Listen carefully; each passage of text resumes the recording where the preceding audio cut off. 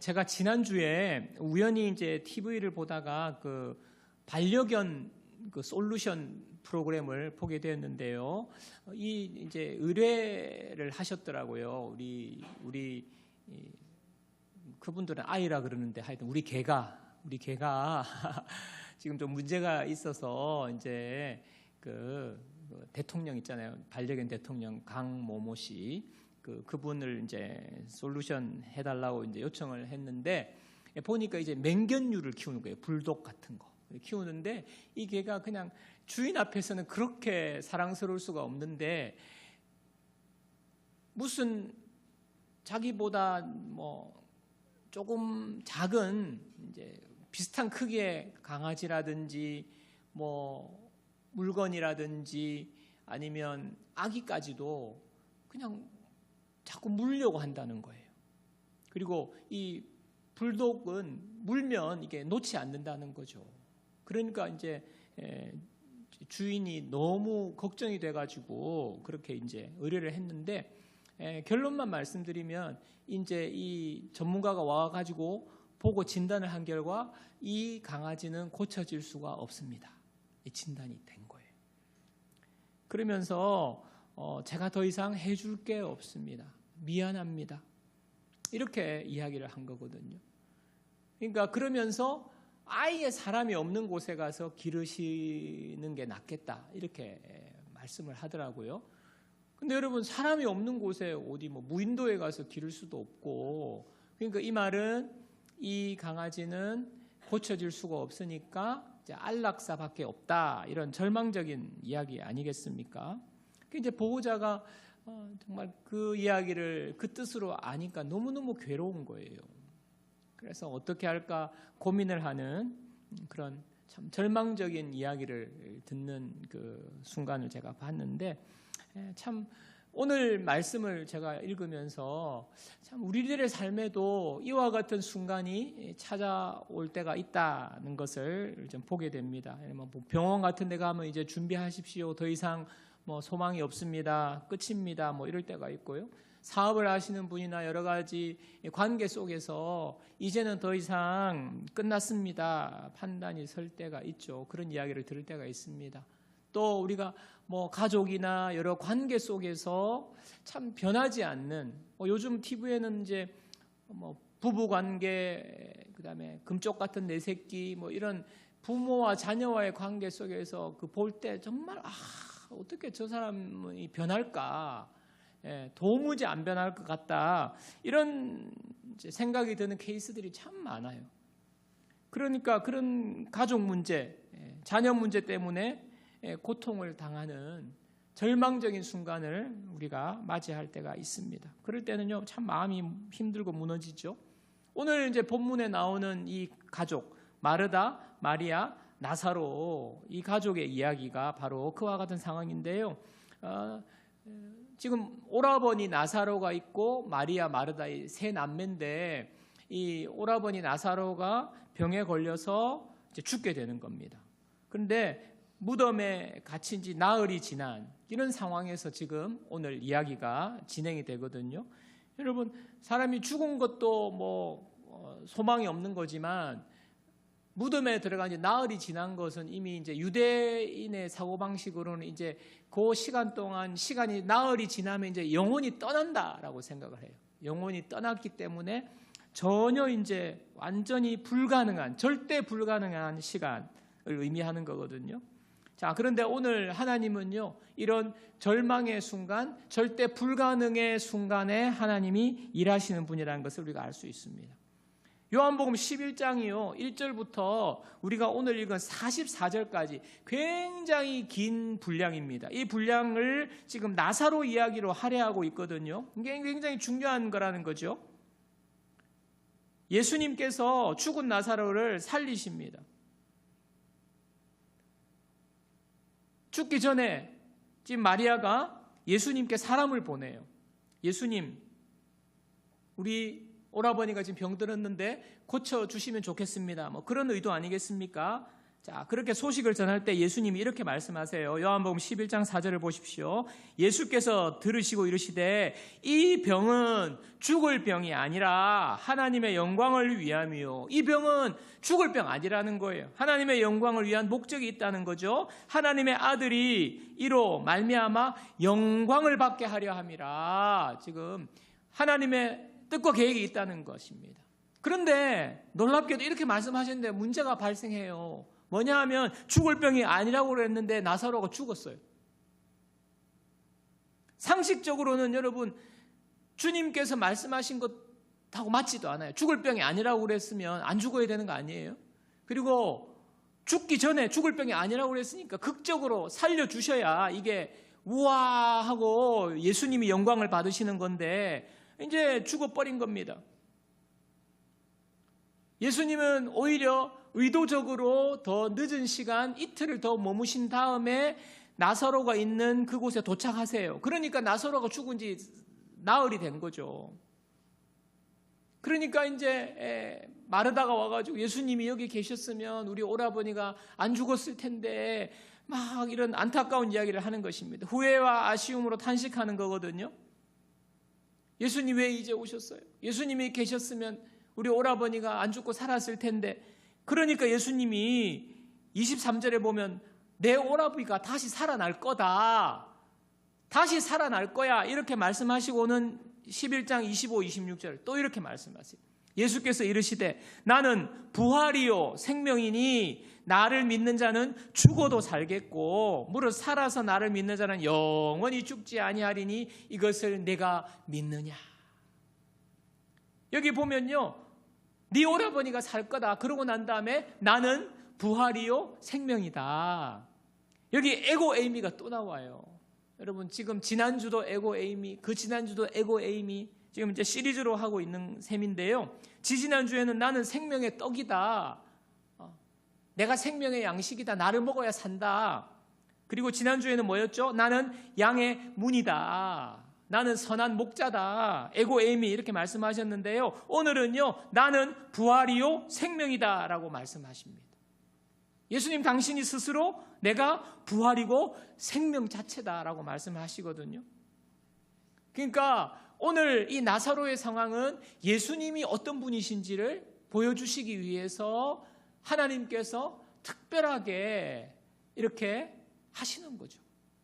바로 예수님이 부활이시고 생명이 되심을 보여주시는 것입니다. 저는요 오늘 말씀을 통해서 여러분에게 예수님이 정말 부활이고 생명이시라는 것을 함께 나누기를 원하는데 이 부활과 생명 되신 예수님이 우리 삶에 어떻게 역사하시는지 어떻게 우리를 살리시는지 함께 나누기를 원합니다. 자, 첫 번째 부활이요 생명이신 예수님은요 공감으로 다가오신다는 거예요. 자, 예수님이 마리아를 만나서 가장 먼저 한 행동 그게 굉장히 중요한데 굉장히 감동적입니다. 마리아가요 예수님을 보자마자 예수님이 여기 계셨더라면 우리 오라버니가 죽지 않았을 텐데 이렇게 정말 안타까워하면서 마리아가 울어요. 그리고 함께 있던 모든 사람들이 울어요. 자, 이 모습을 본 예수님의 반응입니다. 자, 요한복음 11장 33, 35절 보십시오. 예수께서 그가 우는 것과 또 함께 온 유대인들이 우는 것을 보시고 심령에 비통히 여기시고 불쌍히 여기사 이르시되 그를 어디 두었느냐 이르되 주여 와서 보옵소서 하니 예수께서 눈물을 흘리시더라. 예수께서 눈물을 흘리시더라. 여러분 슬픔에 잠긴 마리아가 예수님 앞에서 예수님이 계셨더라면 이렇게 안 됐을 건데 그렇게 말하고 울어요. 근데 여러분 예수님이 조금 전에 뭐라 말씀하셨습니까? 이건 죽을 병이 아니다. 네 오라버니가 살아날 거다. 나는 부활이요 생명이다. 이렇게 3번이나 말씀하셨거든요. 그러면요 나 같으면요 야 마리아 내가 부활이요 생명을 했나 안 했나? 내가 살릴 거라 했어 안 했어? 방금 전에 이야기했잖아. 내가 너 살릴 거라고. 마리아 이 마리아가 말이야. 막 이렇게 책망을 했을 것 같은데 너 그렇게 믿음이 없니? 이렇게 말씀하지 않으시고요. 예수님이 아무 말씀 안 하시고 그냥 눈물을 흘리시더라. 우리는 예수님이라 그러면 그냥 막 완벽하신 하나님, 어떻게 보면 때로는 무서우신 하나님, 믿음 없는 우리를 막 책망하시는 하나님으로 생각하는데, 예수님이요, 우리가 우니까, 마리아가 우니까 예수님도 같이 우시는 거예요. 예수님은 놀라운 능력의 하나님이시지만요, 우리가 때로는 능력이 없어서 슬픔에 빠져서 울고 있을 때 예수님은 우리의 그 슬픔을 외면하지 않으신 분이에요. 가족을 잃은 슬픔에 같이 예수님도 우시는 거죠. 참 눈물은요, 놀라운 힘이 있더라고요. 강력한 위로제입니다. 신비로운 힘을 가지고 있는 게 눈물이더라고요. 제가 저희 가족이 1월인가 2월인가 제가 지금 한 달 전인가 2달 전인가 좀 기억이 안 나는데, 사실은 어떻게 보면 별건 아닌 거고 갑자기 돌발적인 상황이 이렇게 대화를 툭툭툭 하다가 우리 가족이요, 마음이 상한 일이 있었어요. 분위기가 너무 심각해진 거예요. 그래서 이 분위기를 이대로 가면 안 되겠다 싶어가지고 다 모여라 그랬어요. 다 모여가지고 대화를 꺼내기도 좀 불편한 상황이 돼버렸는데, 그래도 이제 대화를 이렇게 하게 되었는데, 이제 이야기하는 게 뭐냐면 서로 이제 오해가 있고 섭섭하고, 그래서 상처가 된 부분을 터놓게 된 겁니다. 그 이야기하는 과정에서 이제 울게 된 거죠. 우리의 가족 중 한 명이. 그러면서 마음에 품어두었던 그 가족이지만 이게 섭섭하고, 가족이지만 상처가 된 그 이야기를, 지난 묻어둔 이야기를 쭉 이야기하는 거예요. 그러니까 슬픔의 눈물이죠. 너무너무 슬펐는데, 그런데 서로 이야기를 이렇게 쭉 하고 듣고 하다 보니까 또 이제 우리 가족이 또 이야기하고 아이들이 돌아가면서 이야기하고, 그러면서 저도 울고 아내도 울고 눈물이 터진 거예요. 우리가 너무 몰랐던 게 많은 거예요. 서운한 게 없을 거라고 생각하고, 상처는 없을 거라고 생각하고, 내가 너무너무 잘해줬다고 생각하고, 이렇게 생각했는데 아닌 거죠. 생각지도 못한 아픔이 있었던 거예요. 그래서 슬펐던 거죠. 눈물이 나오는 겁니다. 예전 같으면 제가 그런 얘기 들으면, 그거 너 오해야, 그거 너 잘못 생각하고 있는 거야. 아빠가 그때 그렇게 했을 때는 그런 의도가 아니었어. 너 그렇게 생각하면 안 돼. 너 왜 그렇게 생각하니? 이렇게 뭔가 나를 합리화하고 바로잡고 교정하는데 제가 익숙해져 있었거든요. 근데 그날도 이제 좀 위기가 있었지만 워낙 분위기가 그래서 듣다 보니까 그 아이의 마음이 느껴지는 거예요. 그러면서 가족이 정말 이 친밀한 관계고 중요한 관계인데, 가족 관계 속에서 이렇게 아픔과 슬픔이 있다는 생각에 저도 막 눈물이 쏟아진 겁니다. 그래서 다 울고 나누고 또 고백하고, 그래서 마지막에 이제 기도로 마무리를 해야 되겠다 싶어가지고 기도하는데 제가 너무 아버지로서 부족한 거예요.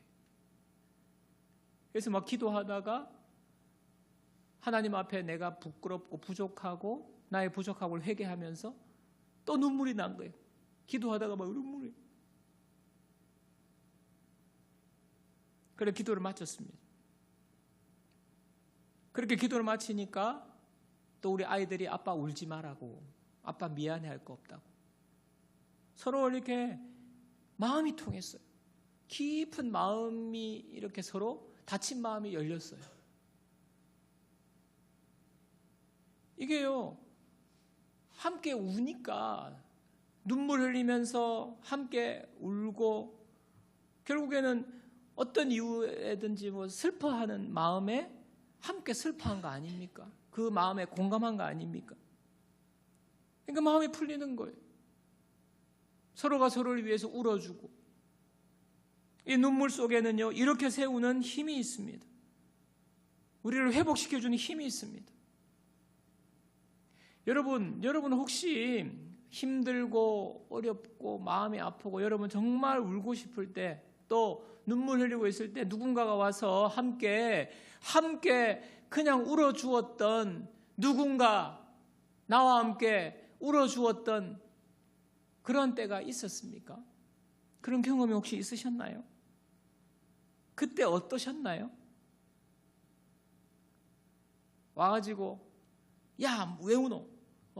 이거 이렇게 하면 되고 저렇게 하면 되고 저 잘 될 기다 막 이러면서 해답을 주는 것이 아니에요. 그냥 같이 우는 거예요. 손잡고 같이 우는 거예요. 그때 여러분 마음이 어떠셨습니까? 누군가 나를 위해서 울어준다. 내가 슬플 때 그 사람도 함께 울어준다. 그 눈물은요, 정말 놀라운 힘이 있는 것입니다. 우리를 위로하고요, 우리를 일으켜 세우는 힘이 그 눈물 속에 있는 것입니다. 예수님이 눈물을 흘리시더라. 제가 모래 위에 발자국 예화를 전에도 한번 말씀드린 기억이 여러분 있으실 텐데요.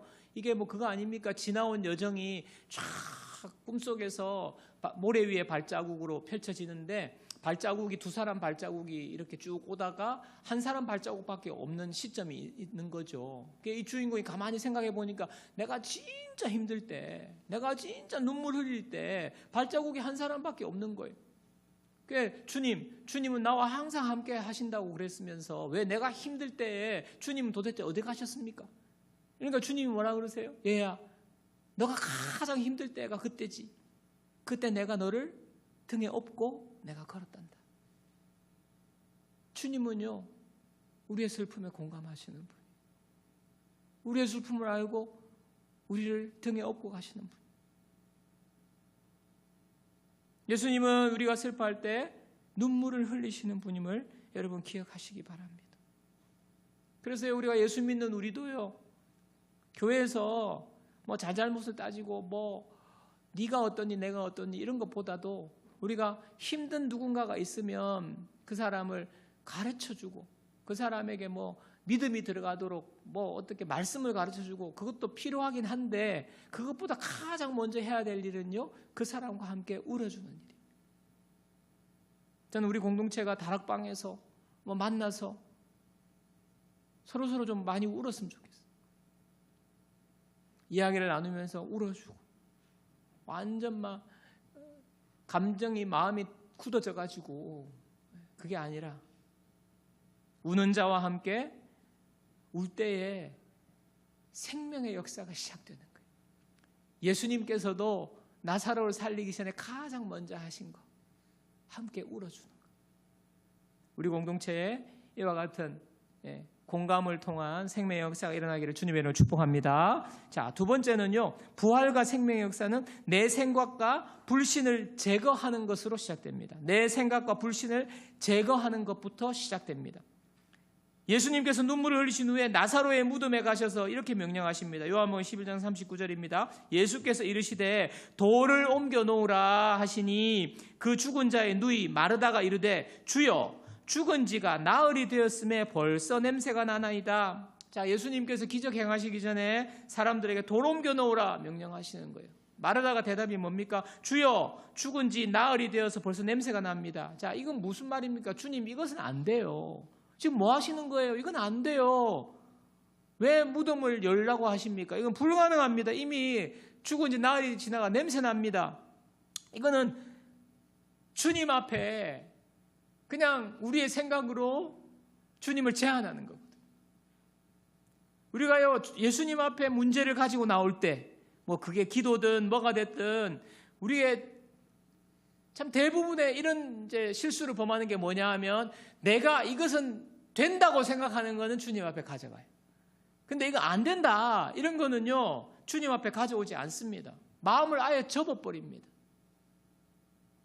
내 생각과 판단으로 하나님의 능력을 제한하는 거죠.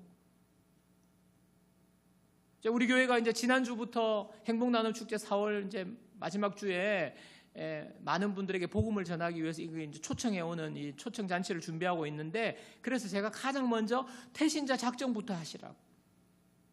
그래서 태신자 작정하고 그분을 위해서 우리가 기도하자고. 그렇게 해서 많은 분들이 함께 하시는 거 참 제가 잘 알고 있고 감사를 드립니다.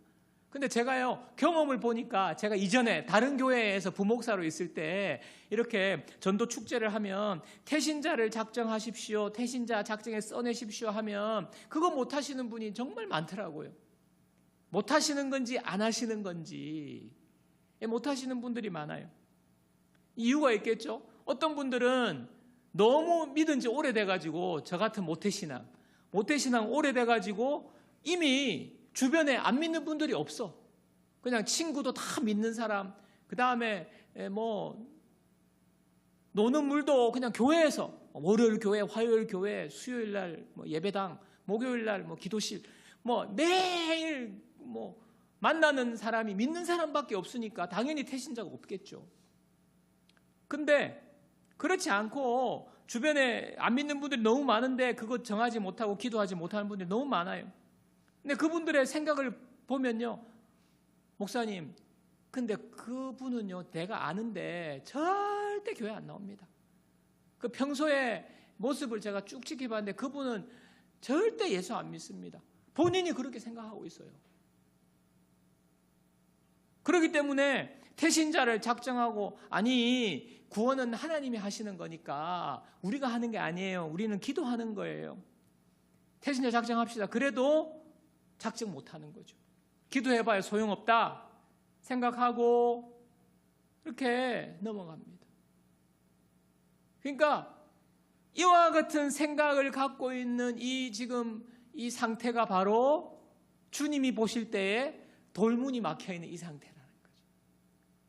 그러니까 주님께서 이 돌 치우라는 거예요. 돌 치우라는 거예요. 너가 불가능하다고 생각하는 거 그 돌 치워라. 너가 안 된다고 생각하고 있는 거 그 돌 치워라. 너 상식에 돌 치워라. 경험에 돌 치워라. 너 속에 가득 차 있는 인생의 가치관이 하나님의 말씀과 배치될 때 그 돌 치워라는 거예요. 요한복음 11장 40절 보십시오. 예수께서 이르시되 내 말이 너가 믿으면 하나님의 영광을 보리라 하지 아니하였느냐 하시니. 여러분, 예수님이 죽은 나사로를 지금 살리시려고 하는데 그 돌 못 치우겠습니까? 근데 왜 우리에게, 마리아에게 돌을 옮기라고 하세요? 믿음을 요구하시는 거예요. 믿음을. 여러분, 믿음이 무엇입니까? 하나님의 말씀 앞에서 내 지식과 경험과 내 생각을 내려놓는 거예요. 내 지식과 경험이 하나님 말씀과 상충될 때 하나님 말씀을 따라서 순종하는 것이 믿음입니다. 여러분, 하나님의 생명의 역사는요, 믿음이 있어야 가능한 거예요. 믿음이 없는 사람에게는 하나님이 역사하지 않습니다. 왜? 그거 상식적으로 되는 건데, 그 우연인데, 이렇게 생각하니까요. 근데 이거는 상식에도 안 맞고, 도무지 불가능하다고 생각하는 내 경험과 내 지식으로도 안 맞는 일인데, 믿음으로 순종할 때 하나님은 역사하시는 거예요. 그래서 믿음 있는 사람에게 하나님의 생명의 역사는 일어나는 것입니다. 여러분, 오랫동안 해결하지 못하고 속쓰기고 밤잠을 못 이루는 문제가 있습니까? 여러분, 우리 신앙이요, 그냥 주일에 와서 잠깐 기도하고 그냥 마음의 평안 얻으면 좋고, 그리고 우리의 삶의 모든 현실적인 문제는 하나님은 상관없어, 하나님은 못하실 거야, 그래서 이중적으로 살아가는 분들이 있어요. 교회 안에서, 신앙은 그냥 믿음은 교회 안에서만 작동하는 거예요. 밖에 나가서 무슨 관계에서, 여러 어려운 문제에서 이것은 하나님 안 돼. 내가 해봤는데 몇십 년 동안 이것 때문에 얼마나 애를 먹었는데 하나님 그건 안 돼요. 여러분, 그게 주님이 돌로 막혀있는 우리의 모습입니다. 그 문제를 드러내야 되는 거예요. 그 돌을 드러내야 되는 거예요. 불신의 돌문, 경험의 돌문, 이성의 돌문 치워야 합니다. 먼저 이거 치워야 주님이 역사하시는 거예요. 생명의 역사가 시작되는 것입니다. 여러분, 우리가 오늘 말씀을 통하여서요, 우리가 포기하고 내려놓은 문제, 그 문제 도무지 안 되기 때문에 주님 앞에 내어놓습니다. 나의 생각과 나의 마음, 이 마음의 돌문을 내가 치우겠습니다. 주님만 의지하고 주님께 온전히 올려드리는 그런 저와 여러분들의 결단이 있기를 주님의 이름으로 축원합니다. 그래서 돌문 옮겨 놓으라는 거예요. 자, 세 번째는요, 말씀으로 생명을 일으키신다 하는 것입니다. 썩어서 냄새 난다고 해서 주저했던 그들이 결국엔 돌문을 옮겨, 놀라운 믿음의 표현 아닙니까? 돌문을 옮겨 놓으니까 이제 예수님이 나사로를 살리시는데 주목하게 되는 것이 뭐냐면 큰 소리로 나사로야 나오라 이렇게 부르세요. 자, 요한복음 11장 43, 44절입니다. 보십시오. 이 말씀을 하시고 큰 소리로 나사로야 나오라 부르시니 죽은 자가 수족을 배로 독인 채로 나오는데 그 얼굴은 수건에 쌓였더라. 예수께서 이르시되 풀어놓아 다니게 하라 하시니라. 참 이것 보면요, 좀 재미있는 게, 여러분 저 같으면요, 제가 예수님 같으면 데리고 들어가요. 사람들을 데리고 들어가서 거기서 그 자리에서 살리는 모습을 쫙 보여주고, 뭐 안수를 하든지 뭐 선포를 하든지 이렇게 쫙 살려가지고 이렇게 나오시든지, 아니면 예수님 혼자 들어가가지고 살려가지고 나사로를 짠 안고 쫙 나오면 빛이 쫙 비치든지, 아니면 같이 쫙 걸어 나오면서 할렐루야 하든지, 좀 이렇게 극적인 그게 극적인지는 모르겠습니다만 하여튼 극적인 연출을 하실 수 있는 분이잖아요. 근데 예수님은요, 나사로야 나오라 이름을 부르세요. 그리고 나오라고 말씀하세요. 근데 오늘 이 나사로야 큰 소리로 말씀하시는 그 앞절에 보면요, 40절에도 내 말이, 41절에 아버지여 내 말을, 42절 항상 내 말을 말씀하옵는 것은, 43절 이 말씀을 하시고 큰 소리로, 말씀이라는 단어가 많이 등장합니다. 반복적으로 이 지금 말씀 이 단어가 등장하는 이유는요, 바로 여기에 포인트가 있는 거예요. 여러분, 요한복음 1장에도요, 말씀이 하나님이시고 태초에 말씀이 계셨다, 말씀이 빛이 있으라 하시며 빛이 있었다. 주님의 말씀으로 생명을 창조하는 거죠. 모든 살아있는 이 땅에 존재하는 생명이 말씀으로부터 비롯된 것입니다. 오늘도 예수님은요, 말씀을 하시는 거예요. 나사로야 말씀하시고, 나오라 말씀하시고,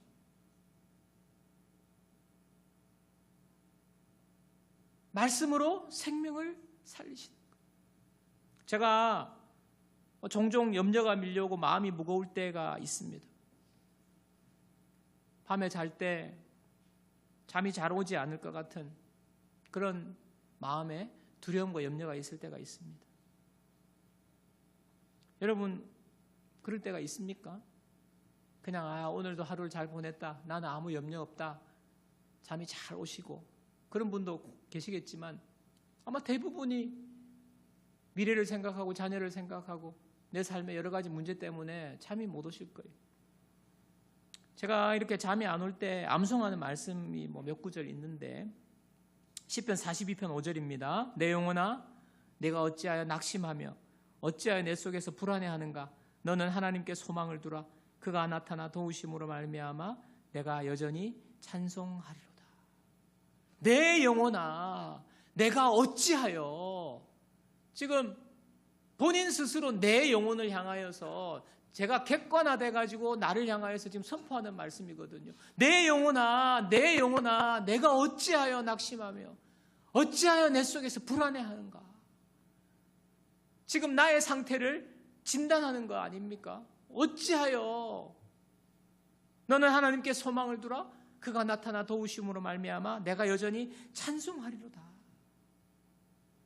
내 자신을 향하여서 선포하고 꾸짖고 하는 형식을 사용하거든요.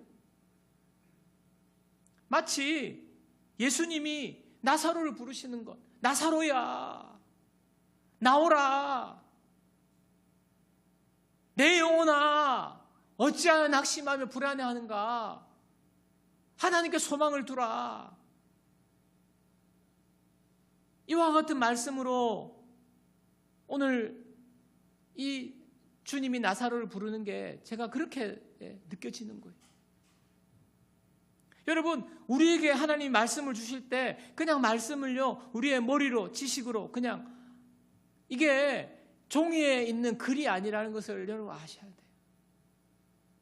예수님께서 말씀을 내뱉으실 때 그 말씀은 생명의 역사를 일으킵니다. 오늘도 이 말씀을 마치 하나님께서 우리를 향하여서 선포하시는 말씀으로 우리가 들어야 되는 거예요. 내 영혼아, 최 목사야, 김 집사야, 어찌하여 낙심하여 어찌하여 내 속에 불안해하는가? 나와라. 어둠 속에서 나와라. 낙심의 자리에서 나와라. 불안의 자리에서 나와라. 염려와 걱정의 자리에서 나와라. 상처 입은 자리에서 나와라. 우리에게 주시는 말씀은요, 예수님이 우리를 부르시는 말씀. 여러분, 그래서 이 말씀이 정말 생명의 말씀이라는 것을 우리가 믿어야 되는 거예요. 그리고 믿고 선포해야 돼요. 선포. 이 말씀이 그냥 종이에 갇혀있는 글이 아니라 살아있는 생명의 말씀. 그래서 여러분, 이 말씀을 여러분 읽을 때 소리내어 읽는 것, 그리고 나에게 선포하면서 우리가 읽는 거예요. 선포하면서.